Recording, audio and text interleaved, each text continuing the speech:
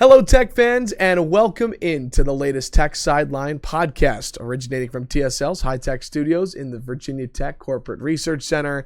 Whether you're watching or listening live or archive, we're so glad you could join us today as we record on Monday, November 11th.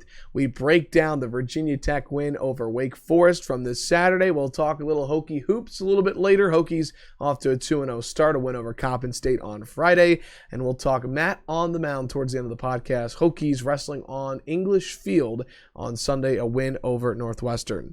We've got our normal crew today on the Tech Sideline Podcast. Behind the scenes, we've got Malcolm Stewart producing on the podcast set, managing editor Chris Coleman, our founder and head honcho Will Stewart, and I am your podcast host, Evan Hughes. Thanks so much to everybody for being with us. This weekend, every week, the Tech Sideline Podcast is presented by the Fisher Law Firm, Virginia's trusted DUI and traffic defense firm, dedicated to defending individuals charged with traffic-related offenses. From their offices in Blacksburg and Roanoke, the Fisher Law Firm handles cases throughout the Commonwealth of Virginia.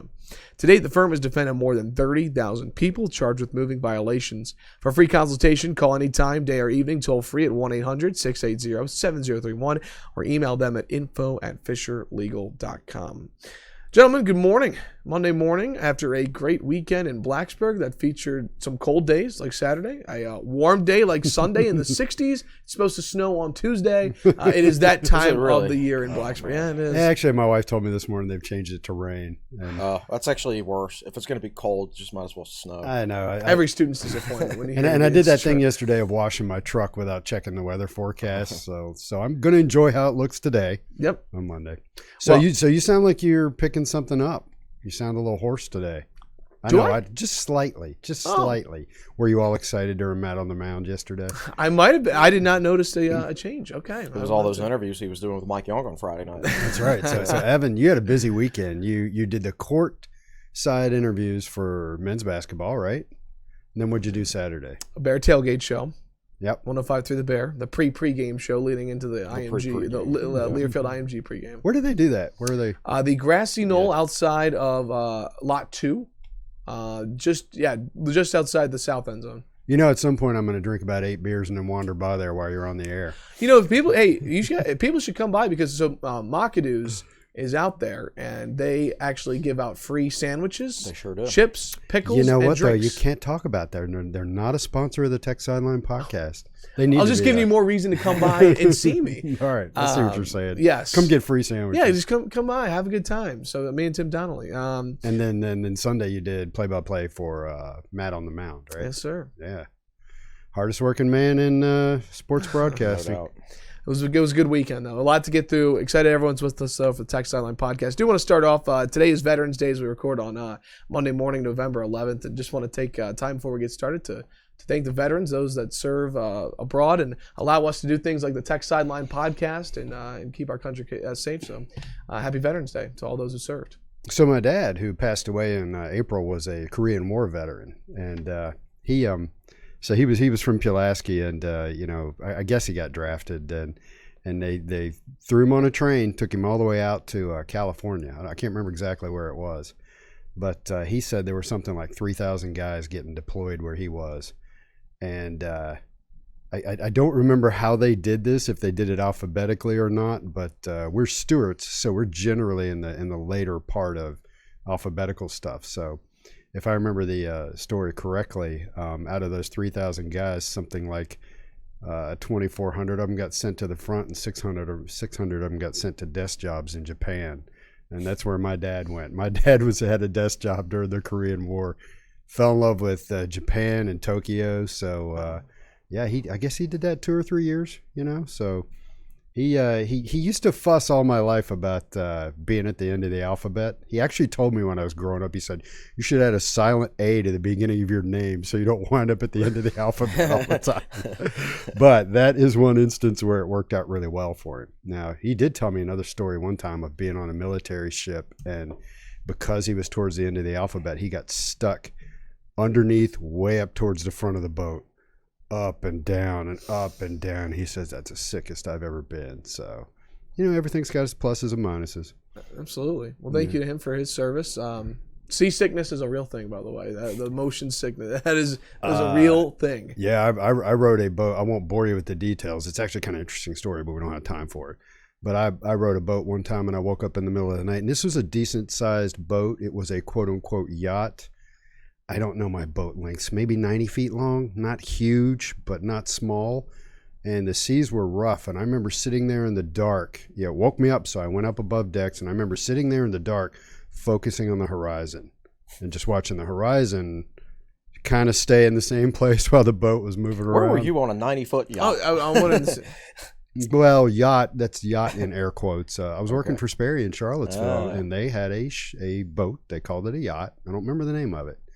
And they used to test all their marine equipment, like radars and collision avoidance systems and guidance systems. And that was just, as a young engineer, that was just my boss sending me to, be immersed in that environment. So how about we do a Tech Sideline podcast on a yacht sometime? You guys down? If anyone has a yacht, they maybe donate for a day. And we can. Well, we're trying to work ourselves up to where we can buy a boat. If we were hurricanesideline.com, that should be easy. Is it the University of Tennessee? They tailgate on the river there. Yeah. The same thing at Washington. Yeah, they call it boat. What do they call it? They call it boat gating or something like that. I can't remember. Okay. And I think they do something similar at the University of Washington too.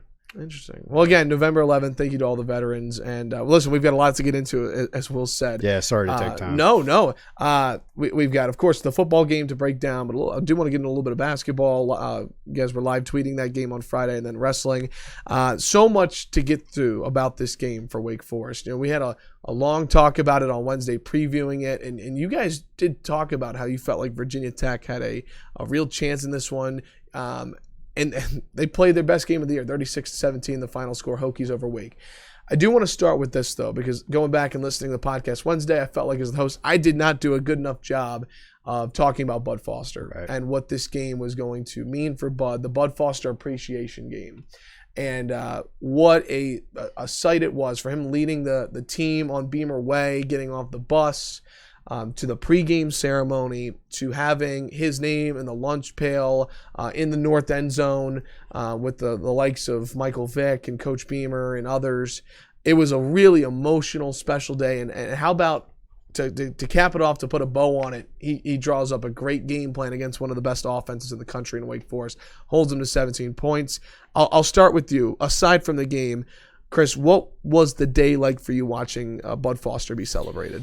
Yeah, it's certainly, it has the end of an era feel to it. It's weird that you celebrate the end of someone's career, but they've still got 3 games left. Yeah. So from that standpoint, it was a little bit strange, and I guess they're not doing it against Pitt because it's also senior day, and they don't want to do 2 things in the same day. But as people on the boards have been joking, senior day will take about 2 minutes. Yeah, but maybe they'll do. I was thinking about this. Maybe they'll do longer descriptions of their so. 3 or 4 seniors. Yep. But yeah, I thought it was. I don't know. I don't think it's really hit home. I don't think it'll really hit home until you see the next defensive coordinator coaching Virginia Tech. Yeah. And I didn't really hit home that Beamer was gone until you saw Fuente on the sideline with a headset for the first time. But man, yeah, you can't really put into words what that guy's meant, and certainly he didn't do it all by himself because he had a lot of help from some really good players, but he recruited and developed those players. And you know how unique it is to be able to say that you created a culture and a brand. And Bud technically didn't create the lunch pail. It was Rod Sharpless, but Bud took the defensive coordinator job the next year and ran with that lunch pail, and he created the brand for it. And that's a very difficult thing to do because you have to stay in one place at a long, long time, and you got to be really good. So yeah, I don't think we'll continue to feel the impact of Bud Foster here for years, no doubt. So I think Bud and Sharpless were co-defensive coordinators in 95, and I get a chuckle every time Rod Sharpless's name comes up. He left Tech in 96 to go be the defensive coordinator at Rutgers. It was a good career decision. Yeah, I call that committing career sarcasm, suicide. correct? Yeah. I tell people, and then Rod Sharpless committed career suicide by going to Rutgers. But, at that point in time, Rutgers and Tech were similar level programs, and it's just, of course, they've had a very different history in the 25 or 30 years since then. So Do you want to talk about the ceremony on the field? First of all, let me back up. Hokie Vision, I thought, did a really great job putting together about a 10-minute tribute video to Coach Foster. It was really well done. Had a couple of really good interviews in there. And that, I felt like kind of set the table for the pregame ceremony on Saturday. And, with Babcock was out there in midfield, Coach Beamer, Coach Fuente, his family. And then I think it was kind of the surprise for everybody to see his name in the north end zone with all the Hokie greats, from Jim Lloyd to Michael Vick to Coach Beamer. We did not know that was coming. Didn't know that was coming. Been told about that. What do you guys think about that, having his name enshrined? It's well deserved. I think it's a great idea. He doesn't have a number, so you put the lunch pail up there. And he's a guy that needs to be in the College Football Hall of Fame.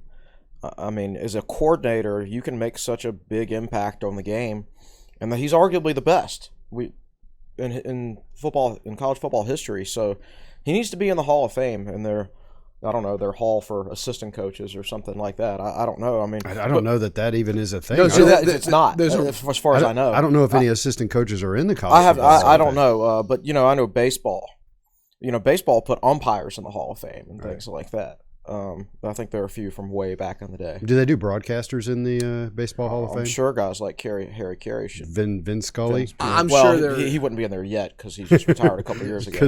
After 60-plus. Vin's still working today. He probably retired, huh? But yeah, I mean, people like that should be in there for the impacts they have on the game. And Bud made a massive impact. He helped change the trajectory of Virginia Tech. And I don't think Tech would be viewed in quite the same light it is right now were it not for Foster. And he's created like I said, just the fact that you're good enough to create and nurture a brand for over 20 years, it says quite a bit about how good you are at your job. Yeah. I was watching I guess I watched the second half yesterday morning. I watched the first half yesterday morning, watched the second half last night. And I was watching at the end when Fuente came in and attacked Bud and gave him a big hug. And this is a big deal for Fuente because he took the job and Beamer's fingerprints are all over this program, and they still hand out the number 25 jersey every game. But I think, I don't know that everybody's ever told us this, but we always assumed that Bud was going to retire and Galen Scott was going to take over as defensive coordinator. Fuente brought Scott with him, and Scott was his confidant and his friend. And, he's lost him through the events we all know about.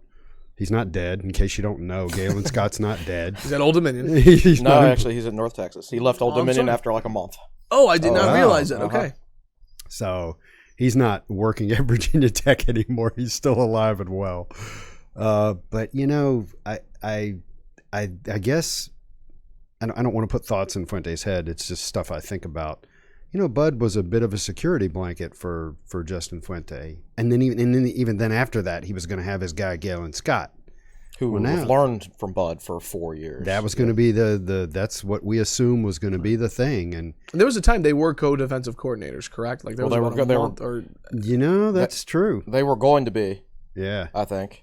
And I think it was announced in the off season, right? And then something else was announced in the off season. Yes. So it's just the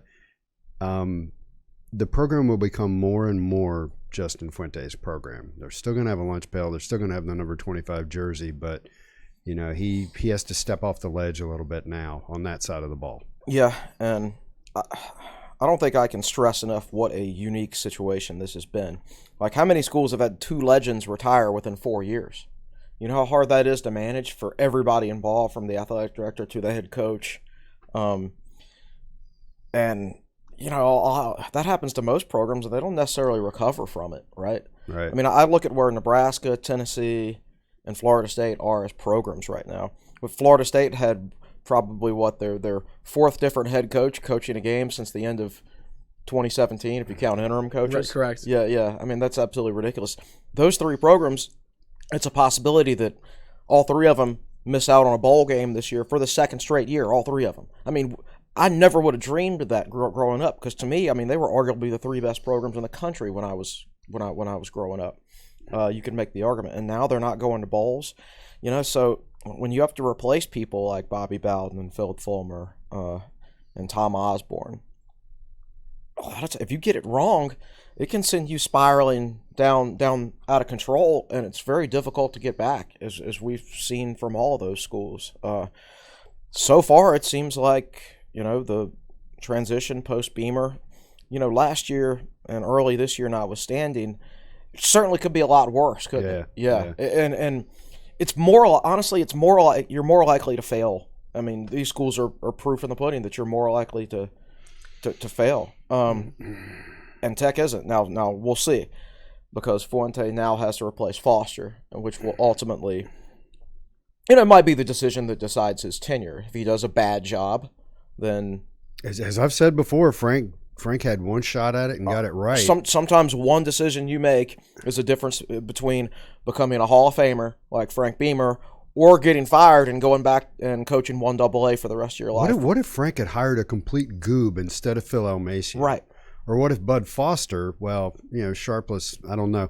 What if the guys who succeeded Phil Elmasian were complete goobs? I mean, who knows where all this would have gone? And so anybody who runs an organization will tell you that it's very important who you hire. I mean, Captain Obvious reporting for duty here, but this is a big decision coming up for Justin Fuente and Whit Babcock and whoever else is involved in the decision. Well, let's discuss the game plan that Bud Foster put together on his day in Blacksburg. Hokies 36-17 winners over 19th ranked Wake Forest in the initial college football playoff rankings. A team that was 7-1 coming in. Their only loss was a basketball score loss to Louisville, 62-59, and the Hokies, I mean, on defense, they forced turnovers. They brought blitz packages. It just felt like a Bud Foster-esque game, and the Hokies got it done. So Bud Foster's game plan was to have Virginia Tech hold the ball for the first 10 minutes of the game. I'm joking, right. But go ahead. No, it was everything worked out perfectly. I thought the players executed it to near perfection outside of a couple of first-half turnovers. It was such a great game plan by the coaches themselves. But the key here is, I think, they did a really good job of communicating to the players, not what they needed to do from an X's and O's standpoint, but we need to control the clock and we need to keep the ball. We need to get Wake off the field because they average 86 plays per game and they wear you out. I think they did a really good job communicating to the players what it would take what the box score would need to look like at the end of the game for Virginia Tech to be successful. And it's just seemed like the players had a very clear idea of how to go about beating Wake Forest from the very beginning. Halftime was one of those things where you felt good and you felt bad. You felt good because Virginia Tech had completely outplayed Wake in the first half. You feel bad because you're losing and you worry, oh man, did we just squander a couple of opportunities there? But in the end, the second half, Tech was +2 in turnovers, so the turnover game kind of equaled out. And yeah, if you go back and watch that game, throughout the turnovers, you probably feel like Virginia Tech's about 19 points better than Wake Forest, or at least they were on Saturday. So a lot of things coming to mind while you're talking. Did a little bit of work on my article last night. I went and looked at to get a rundown of every single possession Tech has had this year. You got to dig through individual box scores. But in their game notes, they have all of their scoring drives. So that opening field goal drive was the longest drive in terms of time. It was, Evan, was it 9:27? Have you got it up there? I think it was 9. It was 9 something. It was like 9.5 minutes. Wake got the ball back, their first offensive play, 5 minutes, 33 seconds left. Right. So 9:27 was the time of possession. So it's 19 plays, 9 minutes and 27 seconds. Tech hasn't had a scoring drive over 7 minutes until then. They did have an 18-play drive where they kicked a field goal against Boston College, but it was only like 6.5 minutes or something like that. So to pick that point in time to run 19 plays and chew up 9.5 minutes of clock, I can't overstate. You could not have picked a better time to go out there and have that possession. Well, not to mention trying to limit the possessions for Wake Forest, but again, something that Fuente talked about. I believe it was on Tech Talk Live. He said that if they win the toss, he would elect to receive, because he wanted to basically limit possessions with no Jermaine Waller out there in the first half. And not to mention, too, that on that drive, Tech converted a couple of fourth downs to keep the drive going. Tech, the only thing Tech did poorly in this game was third down conversions. I think they were like 3 of 14 or 3 of 15 or something like that. Yeah. But then they converted both of their fourth down conversions. And they were both in that opening drive, correct? That's right. Yeah. That's right. And they were both on Wake's side of the field. So, I think Fuente decided that, we need touchdowns and we need to bleed clock. So if we're on their side of the field and it's a manageable situation, then we're going to go. See, I thought at that point in time in the game that was coaching to win. I like the aggressiveness. I trust my guys. I trust my play calling. We're going to go for it on fourth down. Mm-hmm. We're not going to run 8 plays and then hope that's enough. We're going to go full throttle. So that was pretty impressive. And again, I haven't completely run this analysis, but definitely in the first half, the only thing that stopped Virginia Tech was Virginia Tech. Yeah, absolutely. They had the snap wasn't that bad. It was good enough. It was about this high. It was a little bit to the right, but that's Hooker's only issue. If you go back to last year, remember when Ryan Willis got hurt against Boston College, and they bring Hooker in for like a really big third down play, and it was the first play he was in the game, and he fumbled a snap that was hit him right in the hands. No, you watched what he did. That snap got behind him, and he went and very carefully got on the ball. He didn't try to do anything cute, but I might struggle with snaps like that, but I'm not an elite athlete like Hendon Hooker. Yeah, so there's really only one part of his game that he's got to clean up, and that's catching the football and snaps. And the rest will come with time. Yeah. There could be worse things to have to clean up right now. Yeah, there could be worse things. He could be throwing interceptions left and right and have no idea what he's doing with regards to the offense. So I know we're more talking defense right now, but I thought offensively, the variation in the play calling, some of the screen game. Jet sweeps worked. Jet sweeps reappeared and worked. Mark Herzlich. I listened to Chris Cotter and Mark Herzlich call the game, and people rag on Herzlich and his mohawk, and of course he called the Tech Boston College game. And they called Rhode Island, I believe. I think he and Chris Cotter have called multiple games this year. Herzlich's pretty sharp, and Wes Durham, who does play-by-play for ACC Network, is also very sharp.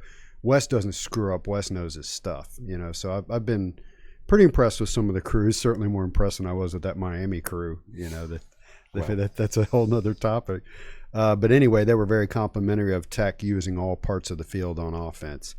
The pop pass reappeared. And it's reappeared 2 games in a row, and it's worked both times. But one got called back for a penalty, and the other got fumbled away. That's a shame. Yeah, there was one play I actually watched specifically Herzlich was talking about, the James Mitchell, where not necessarily a screen, but basically Tech, it's almost like a naked bootleg where the blocker leaves and Hooker's got to take the pressure and then finds Mitchell. It was he was really praising the creativity of the offense. Well, I sat there in the stadium and I watched how Wake lined up defensively, and I don't think they were the opposite of Notre Dame, basically, whereas Notre Dame put their defensive backs right up in the face of the Tech wide receivers and pretty much said, okay, Quincy, you throw the ball up to him.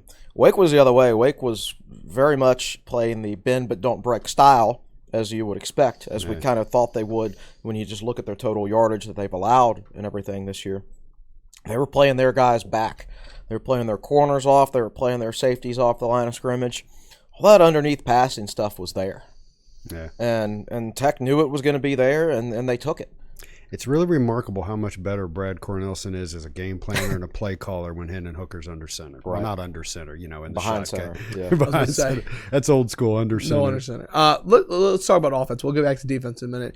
Listen, Hooker missed Notre Dame, missed the second half of North Carolina, 15 of 23, 242 yards through the air, a long of 50, no passing touchdowns, and then running the football, and had that big rushing touchdown at the end of the game. Did fumble in the red zone, but that was his first turnover of the season.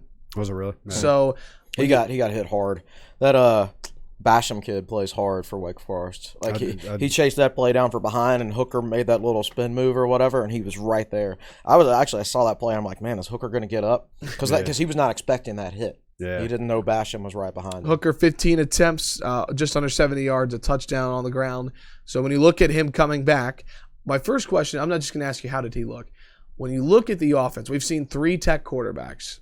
Mm-hmm. When he is in the game, I was about to say under center too. When he's in the game, how does he change the Tech offense, to put it simply? Well, I think they can stretch you horizontally and vertically, and that's always a great challenge. North Carolina can do the same thing because their running backs are so athletic and they can attack, side to side. And then their quarterback has such a great arm; they throw deep a lot. So it's a little bit different with Hooker, but it's still the same thing. He can stress all areas of the field, and that's how that's when things get really difficult for a defense. The sad thing is, Ryan Willis is quite frankly capable of doing the same thing. He's a good enough athlete. He's not going to juke you like Hooker, but he's got good straight ahead speed and a great arm. He just the offense they were running with him, he just didn't make good decisions out on the field. So it could have looked kind of the same way with Willis, with a little bit different play selection and everything like that. But I just think it's anytime you have a guy like Hooker, and I think Cornelson is obviously, when he's got a guy like Hooker, seems to be a pretty darn good play caller. I think when he's got a mobile quarterback. Excuse me, I'll also go ahead and say a dual threat quarterback because Hooker can pass too. When he's got a dual threat quarterback that grasps, he leverages the entire offense. The whole Tyrod Taylor, Michael Vick. Well, we won't go Michael Vick because he was so exceptional. But the whole Tyrod Taylor thing was run a conventional offense, and if it doesn't work, just let Tyrod run. Right. Let Tyrod scramble. Right. And I think Cornelson does a better job of leveraging in as part of the play calling. Correct, and it's not even close. He's So, and it almost makes you wonder. I don't want to have the conversation again of why Willis was the starting quarterback. Yeah, but because I do understand why he was, but I will follow up quickly on that because it's something that gets talked about a lot on the boards. Of course, the coaching staff has their reason; they see him every day. Was Willis starting this year just a byproduct of him starting the majority of last year, being a redshirt senior? I mean, it makes sense on paper to start him, correct? Yeah, I mean, I think you assume your wide receivers are going to be a strength, and therefore you want to start the quarterback with the most experience in the passing game. Then all the wide receivers got hurt, so that took that part of it away. You assume Willis is going to improve. He didn't. Even when he didn't improve in practice, you're like, okay.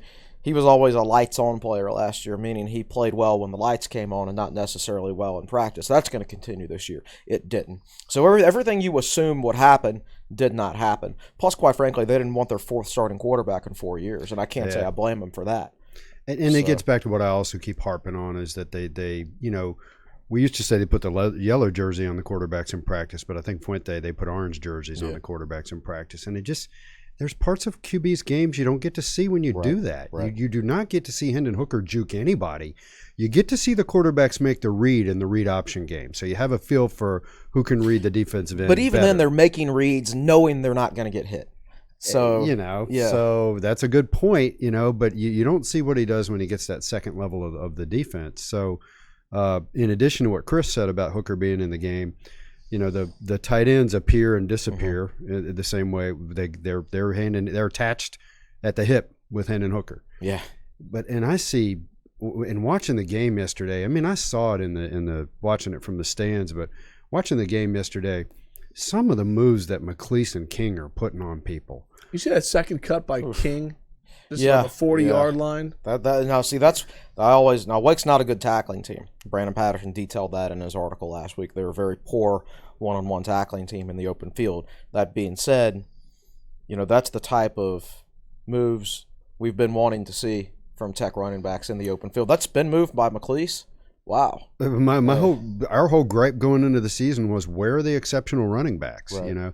And they still, McLeese and King aren't physical guys, but at least they're showing showing something in the hole. Well, they're showing vision, patience, and even a little bit of tackle breaking ability here and there. That run for a touchdown that McLeese had, where he just got the handoff, he stopped, waited for the offensive lineman and tight end to clear the weight guys out and then cut right behind them back to the right. Are you talking about the one, I think it was in the north end zone? Yeah. The Wake players cleared themselves out. Okay. They went. I watched that last night, Right. and I kind of chuckled, and I'm like, I wish I could cut that up and Right. put it on YouTube. Right. Well, They went after Hooker. It was probably a slant call by the defensive line or something like that. I don't know what they're, but those two guys went with Hooker, and then they had the old, I call it the old crap look where you look behind yourself. Oh, crap. Yeah. Yeah. Listen, if I had told you on Wednesday when we did this podcast that Tech would rush for 228 yards, you would have said what? I don't think that would have surprised me. No, I don't think so. It's hard to say because Wake's defense isn't great, and we didn't know for 100% fact that Hooker would be starting. We assumed he would be, and that he would be 100% and all that. I wouldn't have been surprised for it. I ran the numbers, the running game with Hooker starting and without Hooker in the starting lineup, and I put them in yesterday's article. I forget what the exact numbers are, but the worst rushing performance under Hendon Hooker was in his first start, 153 yards at Miami. That's better than 4 of the 5 rushing performances without him as the starting. It's funny you did that because they did the exact same thing on the broadcast. Oh, did they really? Yeah, they talked about the average yards rushing under Hooker, and Herzog said something like Virginia Tech's worst performance under Hooker is better than all but one of. Okay. So yeah. And I'm sure that was probably against Furman or Rhode Island or something. Oh, it was Furman. Yeah, it was the only game they rushed for 200 yards without doesn't Hooker. really count. Yeah. Receiving wise, Hazelton 7 receptions, 86 yards. Mitchell caught 3 passes for 58 yards. Of course, Wheatley had that big the pop pass. That's my only issue in this game is why you run that play to somebody who hasn't played offense all year? Wheatley? Yes. Yeah. Is that to disguise? That's one thing I was thinking was maybe they wouldn't key in on Wheatley per se. They maybe wouldn't out of the key backfield. in, but at the same time, no, it clearly worked. So it was the right decision by them from an X's and O's standpoint. My whole thing is he hasn't, except for your odd kickoff return here and there, he hasn't been tackled all year. He hadn't. So and so what if they'd run it with King? Would King have outrun the defense? Right, I know Cole Beck would outrun the defense. Right. I don't know how his collarbones feeling, but it's interesting because if I'm a defender and I see a guy that I know doesn't play and then he comes into the game, I'd be like, what's coming here? I'm going to approach this play very cautiously, and if I give up 5 or 10 yards because I'm being cautious, that's fine. But they're not going to beat me on some kind of a trick play here. They did it anyway. So obviously it was a great call from an X's and O's standpoint. And maybe if they'd run it with different personnel, maybe it wouldn't have worked for all I know. But ideally, you like to get the ball into someone's hands who's used to running, used to being tackled and not fumbling, right? Yeah. And he just hadn't gotten hit that much this year. Nitpicking. We are. I am nitpicking a 19-point win. Here's something I will pose to you guys that will return into a positive before we go to the defense. Again, I go back to the Duke game and how that the fumbled exchange between Hooker and King, to me, changed the entire course of that game. It was like that one play and everything went south. You look at a couple of things that Tech had to overcome in that game. Will started off by talking about that drive. Over 9 minutes of that drive. They end up with a field goal. They could not convert in the red zone, something that Tech teams have been really good at this year. You look at the fumble from Wheatley. I mean, they had chances in the first half to score. They only had 6 points. And to come out like they did in the second half, end up scoring 36 for the game, to me, it just felt like a young team taking another step forward. A little bit punched in the mouth there in the first half and responded well in the second half. I think they punched themselves in the mouth in the first half. Better way, yep. I mean, other than that, I thought they were clearly better than Wake, except for the turnovers. They did not respond to adversity against Duke at all, clearly. They mentally checked out of that game and just went through the motions for a good 2/3 of that football game.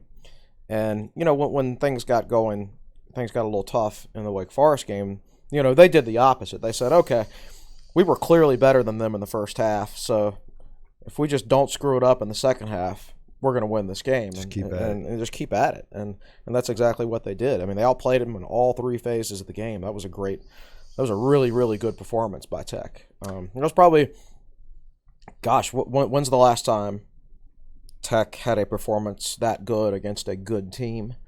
I am actually going to, and I promise I will do a Monday Thoughts today. I've been kind of iffy. I've been playing hurt and all that kind of stuff. I'm going to run the numbers. I already know what the section is going to be called. It's going to be called Long Time Coming. Yeah. And it's going to be an analysis of when was the last time Tech did this to a conference team, a Power 5 team, a ranked team. Right. And, well, to me, it's not necessarily about the stats, but when they actually played well to the level of a good opponent, right? Yeah. And to me, it'd be the West Virginia game last year, even though they got outgained statistically. But that was the last time. Or 2 years ago. Yeah. I was about to say that was last year. Yeah, Holy cow. It was 2 years ago. So to me, that's the last time probably the last time that we saw them play. Real. I thought they played well against Oklahoma State in the bowl game too. They were just they were missing Cam Phillips and then they went on that long drive and fumbled down at the goal line. Yeah. So it's been a while, but it was the first. But I'm talking about they just beat a ranked Power 5 opponent by multiple scores. Yeah, they hammered them. Right, and that's been a while. It's been a while. I don't care that it's Wake Forest, you know. Oh, and Wake's. We were just talking about Duke, right, and how Tech didn't respond to adversity against Duke. Well, Wake's a much better football team than Duke, and they're probably going to prove that here. They beat them by like 50 last year. Yeah. I mean, we've seen Duke ever since they beat Virginia Tech go in that direction. I mean, they were 500 going into last weekend. We joke about that 98 Temple game. People joke that game never happened. People will bring it up and somebody else, and it's a running joke on our message boards. Oh, you remember we didn't play Temple that year, And I just don't know. I hope one day we'll get to that level of joking about that Duke game. There's certain times, the Temple game was an embarrassment, quite frankly. It was in the middle of the season, and that was a really good Tech team. Well, and they were good. Right? Tech was good before that game, and they were good after that game, right? They were missing their quarterback. Now, there were other times like there were some embarrassing losses, like 16-0 at home against Cincinnati, which is looked back on it as a point of pride now because of what Tech did after it. The JMU loss, you got to laugh at the JMU loss now because, Tech went 11-2 afterwards or 11-0. One out. Yeah, one out and went to the Orange Bowl. So you've got to laugh and use it as a point of pride and say, look what we were able to do when faced with that kind of adversity. So depending on how the rest of the season goes, and this is certainly how it's played out so far, but that Duke game will be, you don't put your head in the sand and avoid the conversation, and that could turn into a point of pride. Yeah. Not necessarily that we lost by 35 at home, but what we did after that and how we were able to overcome it in just 1 week. So I would like to, in the future, I think everybody thought Tech bottomed out last year. Mm-hmm. I would like in the future to look back on that Duke game as when they truly bottomed out. So it gets into this conversation, and I want to cover this on the podcast. I've done a terrible job picking games this year. Throw out Furman, Rhode Island, and even throw out ODU. You knew Tech was going to win those. I picked them to beat Boston College. They didn't. Picked them to beat Duke. They did not. Picked them to lose to Miami. They did not. What's next? North Carolina. I don't remember what I picked in that one. Oh, I know what I picked. I picked the same score 3 weeks in a row. I picked Virginia Tech to lose. No, I did it intentionally this past week. I kind of thought Tech was going to win on Saturday, but for the sake of continuing to pick it 27-24 the other team, I did it, and it worked. I can't in good conscience do it this week against Georgia Tech. Yeah, so and then I picked them to lose to Wake Forest. They didn't. So I've said on the podcast, and I said in an article this last week, I'm picking Tech to win out. I really hope I start being right. I don't want to continue to be wrong. You know where you were right? I thought about two things driving in about Will today. Number one, the Radford polo needs to come back from last week. With the Wake Forest colors.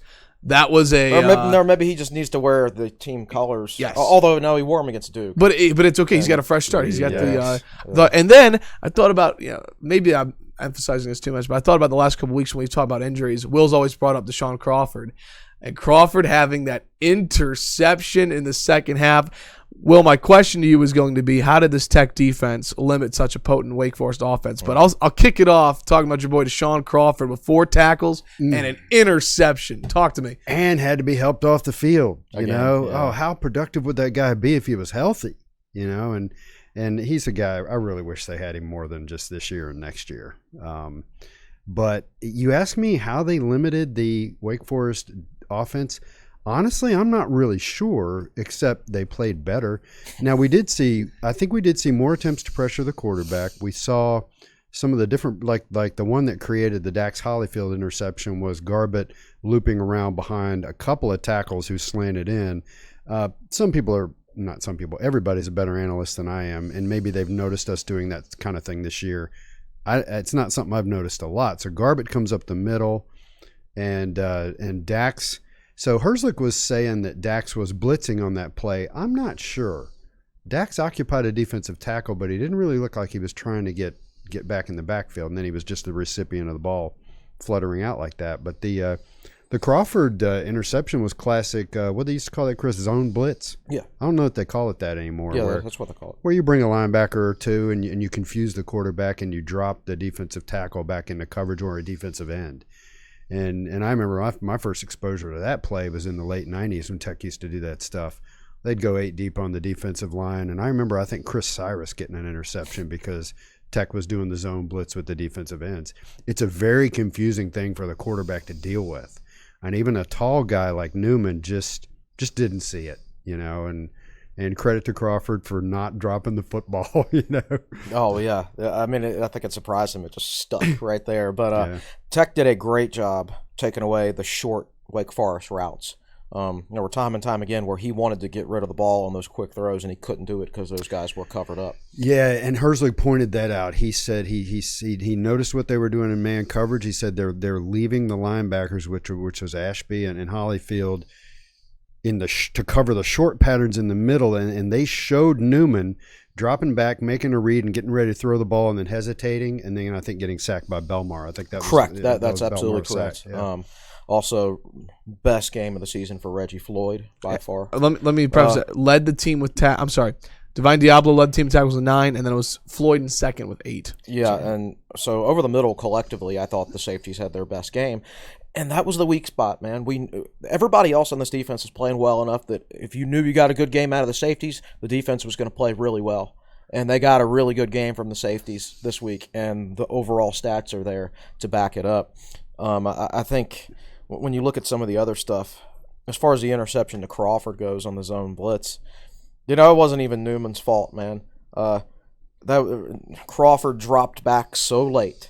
He basically didn't start dropping back until about the time Newman was probably getting the motion hit. started. I mean, and Crawford's so short. He's listed at 6 feet, which means he's probably 5'11". Right. There's no, he's shorter than that defensive lineman. Then Newman probably just couldn't see him, and he was getting hit by Garbett anyway. So you just throw it at that point. You throw it where there's nobody at, and as far as he could tell, there was nobody there, and that's just a good defensive play. Herzlich actually was looking. You watch, he was rushing, and he had no chance of getting to the quarterback whatsoever. So he just dropped back, and then just it was a ball in his stomach. I mean, he was and Garbett caused both interceptions. We need to point that out. Yeah. Both interceptions. Yeah, Garbett didn't have an obscene stat line, but he had a big influence on the game. When I look at the Tech defense, they're playing so much better the last few weeks, and the things we saw early in the season, and frankly last season, we're not seeing lately. I don't want to jinx them by saying, oh, they're over it. But, the bad angles from Reggie on the running plays, Dax getting exposed on the perimeter because he doesn't change direction very well. What else? Belmar giving up containment. Yeah, we're magically not seeing stopped those that. things. Yeah, absolutely. And I hope we don't see them. There are not enough. You go back 10, 15 years in time, and there was incredible talent on the Tech defense. This defense has talent on it. They're not that talented. They can't make mistakes, Now, they're also blessed with, at least when Hendon Hooker's in the game, they're blessed with having a better offense on the other side. So you can give up 17 and not lose 17 to 10 or 17 to 13. Last thing I want to say before we step aside for a timeout. I know you can't look too closely at this, but it's just fun for the message boards and the discussion. One ESPN projection right now for bowls has Virginia Tech in the Orange Bowl. I will leave that to you guys against Georgia. Oh, that should be fun. I like the other one that has Tech in the Music City Bowl against Mississippi State. I like that one much better. Well, yeah, it sounds. You don't want to spend New Year's Eve in South Beach, Will? Going to New Year's Day? Chris and I went to that Kansas Orange Bowl, and it was like 40 degrees. That's right. The people at the hotel said it was the coldest it's been in Miami in 50 years. Yeah, thanks. And I was like, thanks for that. Yeah. Aqib Talib. Yes, he was on that team. Yes, he was. He got a pick 6. Now, Tech could obviously beat Mississippi State. I don't think they would beat Georgia. They wouldn't beat Georgia's ranked, what, 5th in the country? Or they will be after the Penn State loss? All right, now listen. We wouldn't beat Georgia's – our A game would not beat Georgia's A game. It's a bowl game. Georgia's got so many good players. You don't know how many of them would skip the bowl game to get ready for the draft. You don't even know how many of them would be mentally dialed in to play a Virginia Tech team that lost to Duke by 35 points. That's the way they'd see it, right? Right. So – I'm not saying they're in their SEC bubble. They'd be like, "Oh, come on." Hey, that's how we get the Tech Sideline Podcast on the yacht. We play in the Orange Bowl, that's and then true. We just run a yacht. Yes, for the day. we yeah. Subscription price going up. But I'm just saying, like, I would not pick Virginia Tech to beat Georgia, but we're talking bowls here. Bowl games. And you know what? I'll take the Orange Bowl. Can you imagine starting out 2-2 and looking so bad, and those are the first 4 seasons or first 4 games, and saying wind up in the Orange Bowl? It's fun talking projections. Let's step aside for a time out here on the Tech Sideline Podcast. I want to quickly talk about men's basketball with the win over Coppin State on Friday. The Hokies are 2-0 in men's hoops. And want to highlight the weekend that it was in Blacksburg because a lot of other teams at Tech did a lot of good things this weekend. We'll come back and we'll also get to your questions on Facebook Live. Be sure to start dropping those so Malcolm can take a look, and we'll get them answered here on the Tech Sideline Podcast presented by the Fisher Law Firm.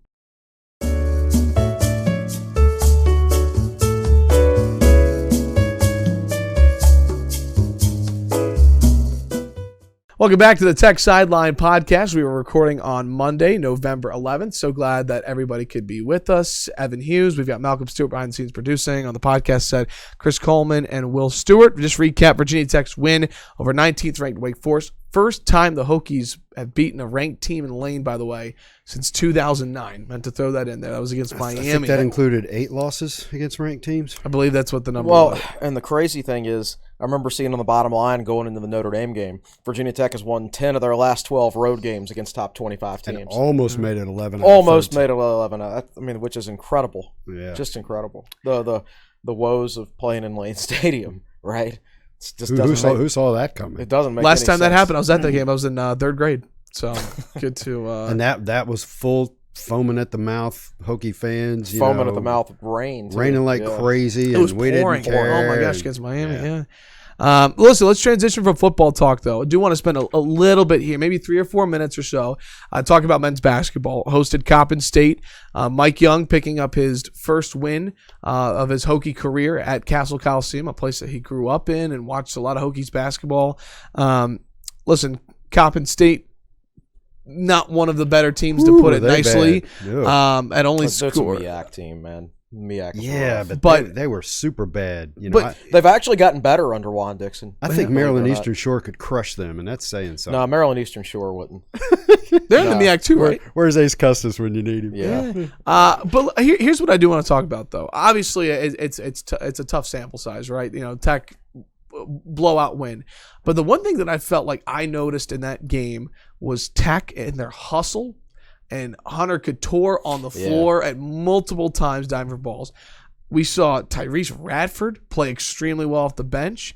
A couple of blocked shots in the game. I just felt like it was a scrappy effort from Virginia Tech against Coppin State. Chris, I'll lead it off with you. What did you take from that game? Mike Young, you actually used the term paint touch after the game. Did he really? Yeah, he said, they asked him about defensive performance, and he was like, it looks good on the box score, but Coppin State, they shot horribly. We're still allowing too many paint touches, is what he basically said. Too easily, yeah. They broke the defense down a few times. Yeah, and as Tech faces teams with more talent, you'll be able to tell it. Now, Coppin State's not good. Believe it or not, they did win 8 or 9 MEAC games last year, which tells you how bad. Kidding. Oh, yeah. Holy I mean, that's an awful conference. They're not good, but they doubled down on it by playing poorly. Yeah, right.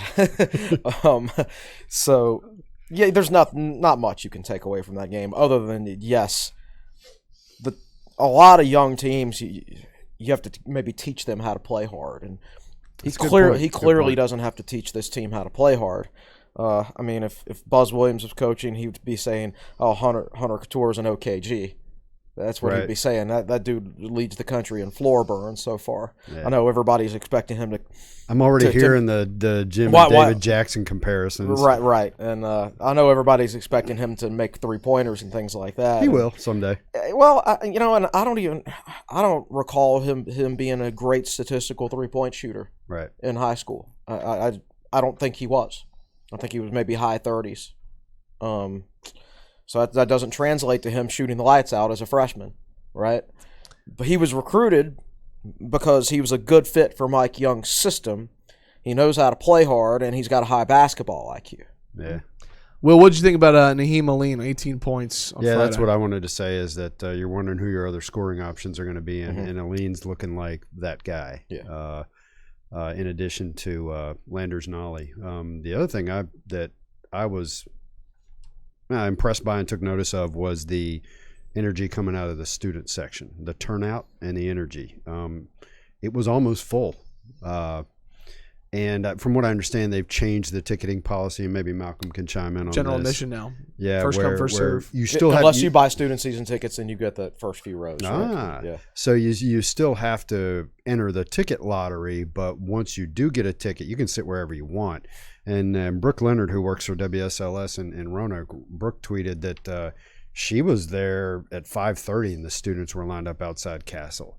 That's how you do it. Not to go old man on you, but when I was in school, we had to line up to get the tickets days in advance.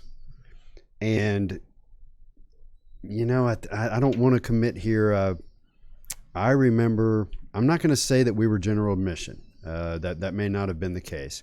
But we've been to enough NIT games over time, which were general admission, and it just really adds something to it. I don't know. It just gets them invested. It gets them to come out early. Yeah, it shows who the real fans are for sure. You get fired up waiting an hour and a half for a game to start. Yeah.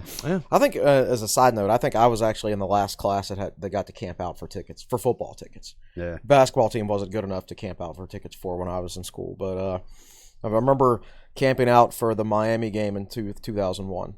I remember that they put student ticket. I think we started camping out in late October for Miami tickets. Wow! And that was when you lined up in Castle in a line, and everybody had an athletic card. And I think whoever was in line for your group could have a certain amount of tickets or whatever. And everybody started camping out in late October. And that we were the last class that was allowed to camp out because but they thought the area right there across from Castle wasn't cleaned up properly. Man, that's another topic that we could spend. Yes. Yeah, but it's because I've got some stories about camping out for tickets. Last thing about Tech, I just want to hit home on the point that Chris brought up on Wednesday about the podcast, and that is that this team, how young they are, there's going to be some growing pain. And Landers Nolly, coming off of that incredible performance, 30 points against Clemson, struggled a little bit against Didn't Coppin make a State. field goal in the first half, right? But I don't know. I didn't notice him forcing it or anything like that. I thought he forced a couple that either led to a bad shot selection or a turnover. And honestly, he did that in the second half against Clemson. He missed. I'm just guessing off the top of my head. I think he was probably only like one of his last 6 or one of his last 7 from the field against Clemson. Yeah, he wasn't really a factor late in that game. Right, because he started forcing things. So he's got to learn to play within the offense. But he's got to have help, of course. If he knows he's got help, he's less likely to force things. So we need Naheem Aline to keep scoring like that. And the ironic thing is Aline was placed in the starting lineup because Mike Young felt like he had the best defensive game of everybody against Clemson. So that's why he started him. Did he replace Hunter? He did. Yeah. Okay. And Aline is, next to Nolly, is probably certainly the most talented scorer on the team. I said that in my Friday Q&A. I know a scout who thinks Aline's going to be a 1,200-point scorer, at least for Virginia Tech. And he looks the part. He's left-handed. I can't decide if I think he's more Bibbs or more Zabian, or maybe some kind of combination of the two. But he's a good-looking player. He will get buckets, as Whoopi Sabiti said after the game. Speaking of Beatty, by the way, he was a rebound away from a double-double of rebounds and assists. Yes, a double-double the hard way. And in 24 minutes. Correct. Oh, God.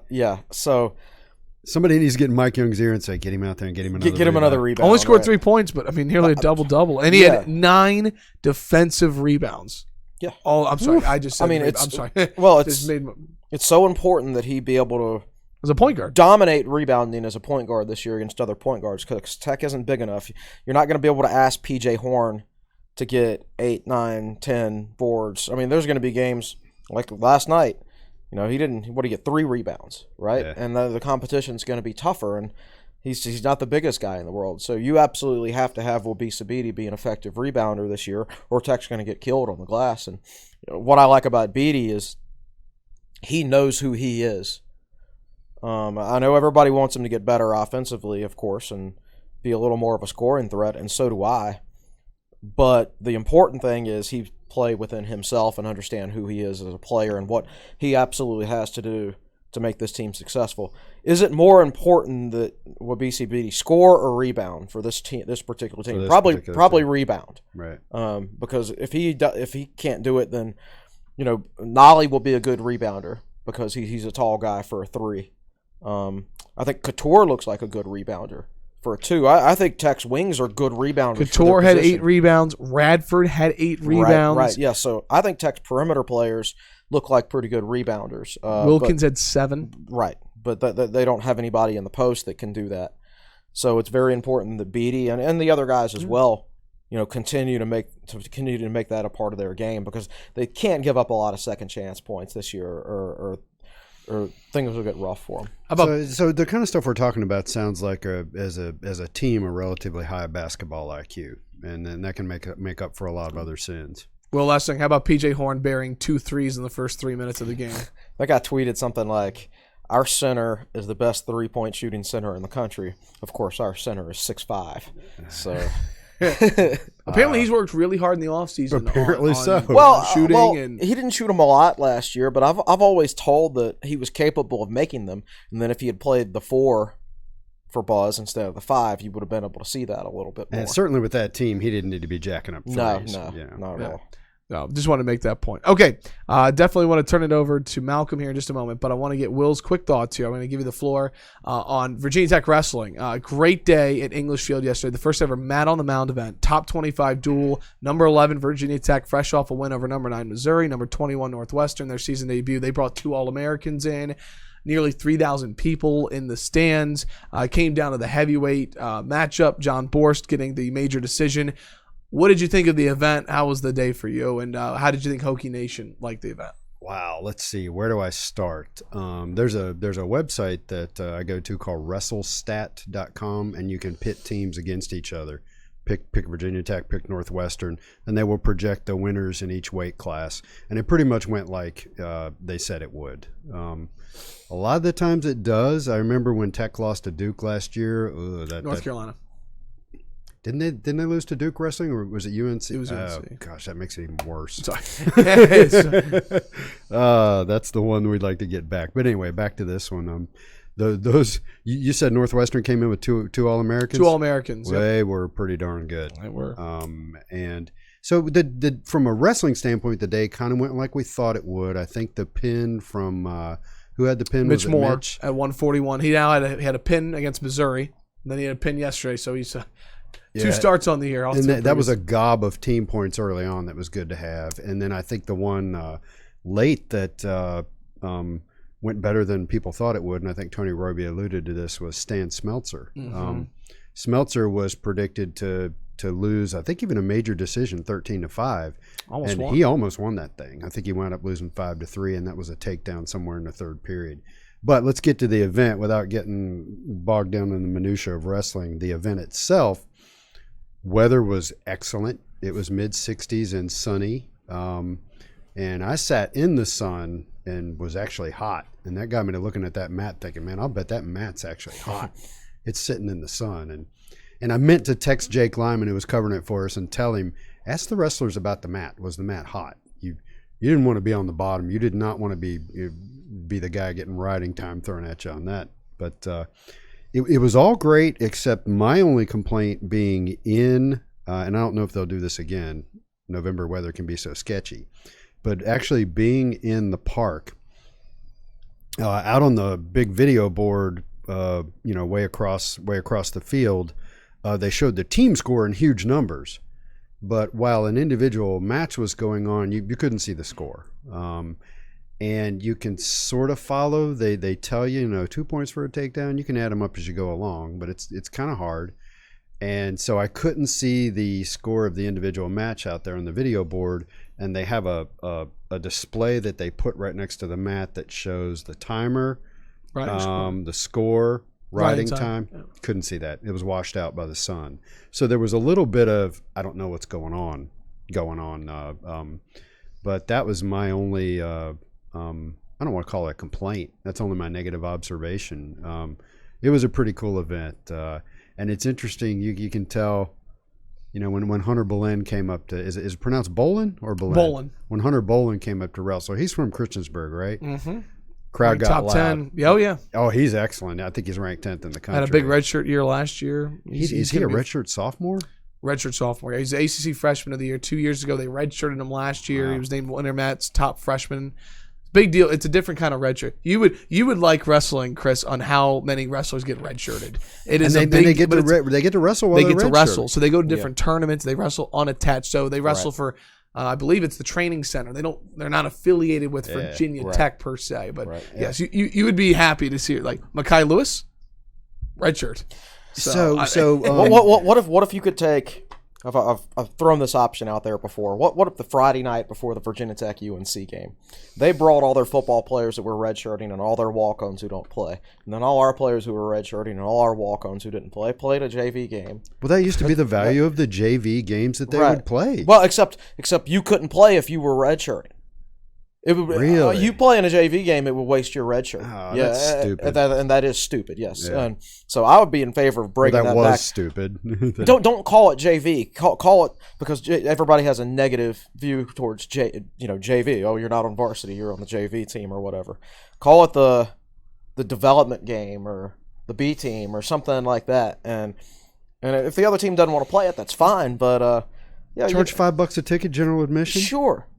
Go and you roll in there and watch, Earl. Well, not so much right now because he's the backup quarterback, but earlier this year you could have seen Quincy Patterson against Duke's team, Duke's backups and walk-ons like on Thursday night or something like that. Chris Coleman, the coach of the redshirt team. I'm just telling you. I'm just saying. The grad assistants could coach it. I think it would be good for guys' development. So wrestling rankings tend to be more accurate. They're almost like tennis rankings. Tennis rankings are hyper accurate. Yep. And wrestling rankings are accurate because a guy redshirted, but you know exactly what he did in wrestling unattached. Mekhi Lewis was like unreal when he was wrestling unattached. Yeah, everybody knew when Mekhi started as a redshirt freshman. He was ranked in the top 10. For instance, Bolen coming back, or Mekhi was still right. I think he was ranked 12th to start the year. Have that guy as a sixth-year senior one day. Who, Mekhi? Mekhi Lewis, yeah. Because you'll come back as a redshirt sophomore next year. Wait a minute. Athletes are allowed to make money now off their likenesses. Mm-hmm. So Mekhi might be famous enough in the tech community that he could make money off of his likeness and not have to quote unquote be a 6-year senior. He could leave early and go pro or whatever. I'm being silly. Yeah, I'm not sure exactly. A lot of what options I'm saying. for him. Sometimes I just say crazy stuff. So we are a little bit over now. We've had a great show. Do want to get some Facebook questions in here. Malcolm has been waiting patiently over there, the best producer in the land. What's going on today, my friend? Good morning. All right, let's start with Tom Dunnington. Besides Clemson, are we playing better? Are we playing better than the rest of the weak ACC? That's a good question. Well, let's go up and down the list. Duke, no. Carolina's up and down from a week-to-week basis. Meaning we are playing better than Duke. Yes. Yes. Oh, absolutely. Pitt's offense isn't good enough, so they're up and down. Remember the Pitt you actually see play against Virginia Tech isn't the same Pitt that plays against everybody else. Georgia Tech. Georgia Tech, no. All right, y'all start naming some other teams. Boston College, Florida State. Boston College has gotten better, but they lost to Florida State. Florida State and Miami are playing better. Yeah, Florida State's 1-0 since you only they have one fired their game coach. of reference. Miami's playing better. Syracuse is awful. NC State, they got crushed by Clemson. Wake was playing well until they played Virginia Tech. NC State's playing poorly. You can make a strong argument. Yes, Virginia Tech is playing like the second best team in the conference now. I think if you were to see power rankings that had Virginia Tech at number 2, I think that would not be completely silly. You're not going to see it. Right. But because people still remember that 45-10 game, I think. I still remember that 45-10 game. Right. But I mean, I don't know where I'd have to sit down and look at every single team. But I thought Wake Forest was the second best team in the conference, and Tech handled them pretty easily. Yeah. So and then now it's going to be a week-to-week thing. I mean, this is a young football team. It's easy to get up for Notre Dame. It's easy to get up for UNC at home. It's easy to get up for a ranked Wake Forest team on Bud Foster Day. Now you're going to go to Georgia Tech. The stadium's going to be half empty. They're 2-7. It's a different kind of challenge. Yeah. They're 2-7, but they're actually better. They're a better version of 2-7 than I thought they would be. I mean, they played UVA a really good game this past week. I think that was in Charlottesville. It was. Too. It sure was. Oof. Yeah. So certainly not a gimme. So it's just a different type of challenge that this team's got to face, and quite frankly, it's a challenge that they haven't faced so far this year. Coming off a big win, going on the road against a team that is not expected. Every team has to learn how to handle success, not just adversity, but success. This team has proven they know how to handle adversity. Right. They have not proven that they know how to handle success yet. Yeah. But they have a chance to do that this week. So when you see somebody projecting Tech to play in the Orange Bowl, that's not ridiculous. It's not. If they win the next 3 games. Just to make sure I get this correct, if Tech wins out, they will play in the Orange Bowl. Is that correct? If Clemson goes to the playoffs. Yeah. Well, either way, Tech will be playing in the Orange Bowl because if Tech won out and beat Clemson, well, yeah. I'm sorry, I should have said the regular season. Right, I was assuming, right. But you're correct either way. I think the Orange Bowl has to take the highest ranked ACC team, right? Which at that point would probably have to be us. Virginia Tech. Yeah. Interesting. So that win against Wake Forest went a long way in terms of that kind of thing. No doubt. All right, what's up next, Malcolm? What we got? Tom Lester wants y'all's opinion of Kill's influence so far. We get that question all the time. It's so hard to say. I think certain things have happened. There's no coincidence. I don't think there's any coincidence that Deshaun McLeese just looks like a completely different running back now as far as his vision and his patience. I don't know if Jerry Kill's influence caused the quarterback change or not. That's anybody's guess. Maybe it did, maybe it didn't. I do think sometimes you have to have an outside pair of eyes that maybe aren't so close to everything. Like Mac Brown's got 2 of those guys at UNC.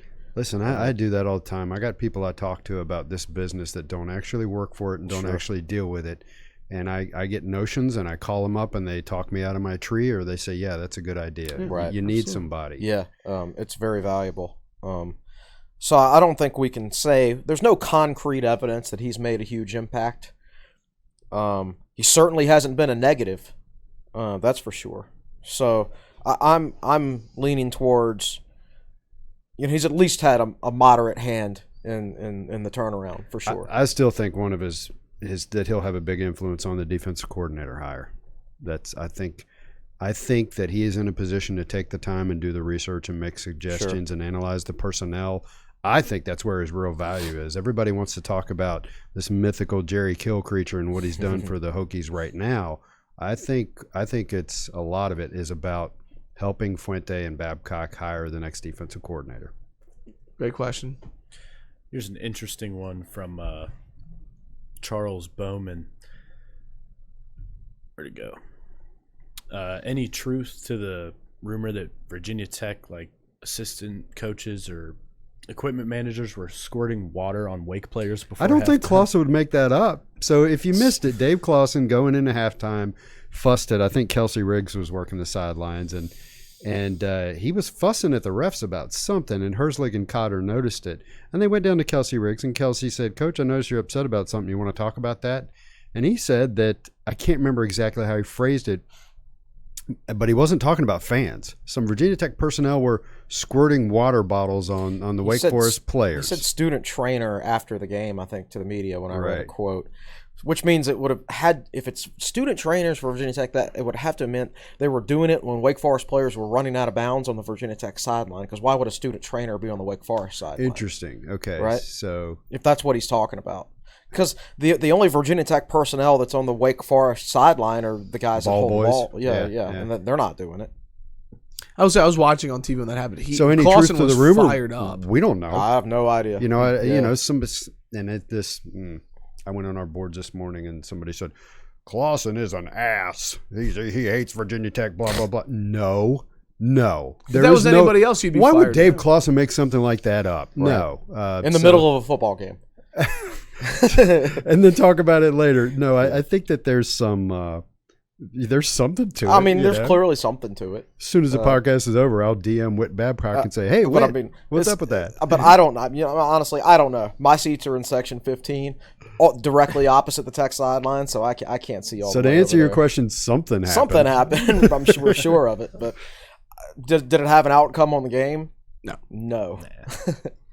All right, Eddie Bowes. What changes about special teams during the game that made them seem more productive in the second half? Tavion Robinson, I'm sure, right? I Robinson returning punts. Yeah, Grimsley wasn't having his best game back there.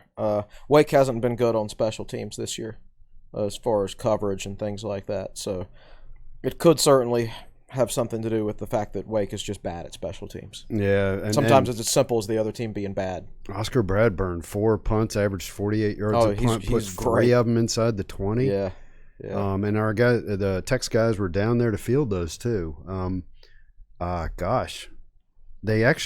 actually got kind of close to blocking a punt or two also. Tech's punt team has been really good this year. Punt team, Bradburn and the Gunners, Yeah. and everything. I think they've been very good. So I don't know. The only obvious change was putting Tavion Robinson at punt returner, and that worked out pretty well. It did. Yep. All right, we'll do a couple more. Angie Catlett. Could Notre Dame be an issue for ACC teams getting picked for a bowl this year? I can't remember off the top of my head which bowl has to take Notre Dame if they're available. Right? Yeah, I'm not sure either. That's a good question. Back in the Big East days, it was a cut and dried agreement that was easier to understand, and there were fewer bowls. I got to admit, I don't know. I don't know if with the Orange Bowl, could they take Notre Dame over another ACC? I don't know that they would if some of the media is actually making projections for Tech to be in the Orange Bowl. Yeah, and I also haven't looked at Notre Dame's remaining schedule. I'm not sure who they have left. I don't know that the Orange Bowl could take Notre Dame over another. I don't ACC think the team. Orange Bowl's agreement with the ACC includes Notre Dame bumping an ACC team. But so Evan is furiously typing on his keyboard trying to look it up because Chris and I clearly don't know. Yeah. Okay, so this is an article written by Brett McMurphy, formerly of ESPN, November 14th, 2012. ACC Orange Bowl reached 2012. deal. But it's a 12-year deal he's writing about here. So this is through 2024. So he says the selection of the ACC's representative's opponent will be based on securing the highest-ranked team in the final standings available from the Big Ten, the SEC, or Notre Dame. However, the Big Ten and SEC teams must appear at least 3 times each during the 12-year life of the deal, while Notre Dame can appear in the game a maximum of only 2 times. There is no minimum number of requirements by Notre Dame. So 2 times in 12 years? And have they done it yet?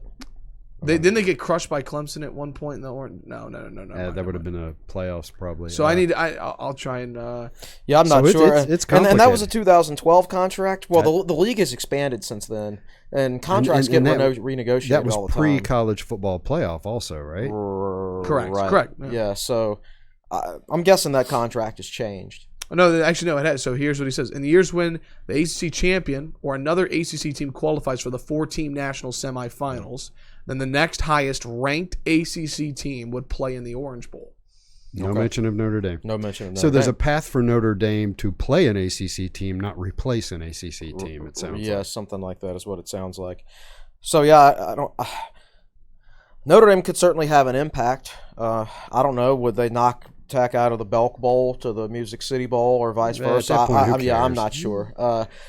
I'm not too worried about it right now. If we will do the research though, and before the end of the season, once the picture becomes a little less muddy, and it does look like they might win out. They've got, even though Navy is ranked 21st this week when they play Notre Dame, they've got Boston College and then Stanford, who is having a really down year for Stanford. Yeah. So we'll see. If they lose one of those games, they're ranked 16th. I don't see a path where they would get a New Year's Six Bowl.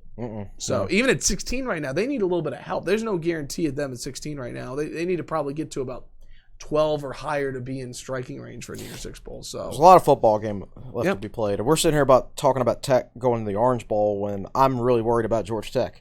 I'm normally not worried about a 2-7 team, But the Hokies could go 0-3 as easily as they could go 3-0. Right. Absolutely, and that leaves them. They need to get to 7 for the bowl eligibility. So let's. I think that's a good point to stop bringing up Georgia Tech, because that is what the focus of conversation will be on Wednesday podcast. Wednesday morning, we'll talk about Virginia Tech and Georgia Tech. Coach Fuente looks for his first win over the Yellow Jackets. That game's going to be played in Atlanta, and I'm gonna side with Chris that I think that you should tune in. I've been hearing a lot of people talking about Pittsburgh, UVA. Don't sleep on the Yellow Jackets.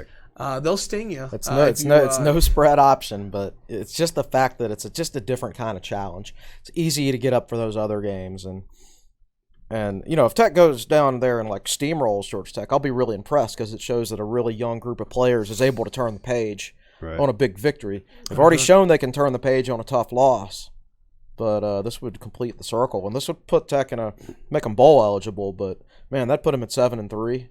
Really in a strong position going down the stretch.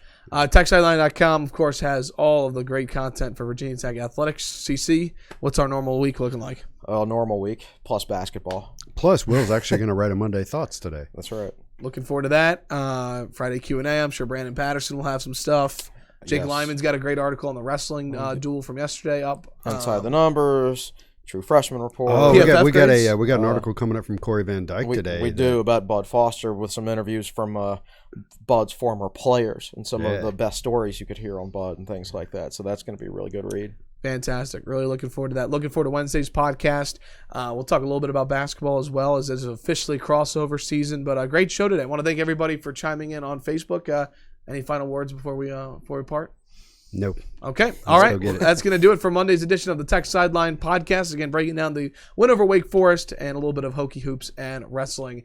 For our fantastic producer, behind the scenes, Malcolm Stewart, on the podcast set, our managing editor, Chris Coleman, our founder and head honcho, Will Stewart. I'm Evan Hughes saying so long. This has been the Tech Sideline Podcast presented by the Fisher Law Firm, and we'll talk to you Wednesday morning previewing Virginia Tech and Georgia Tech.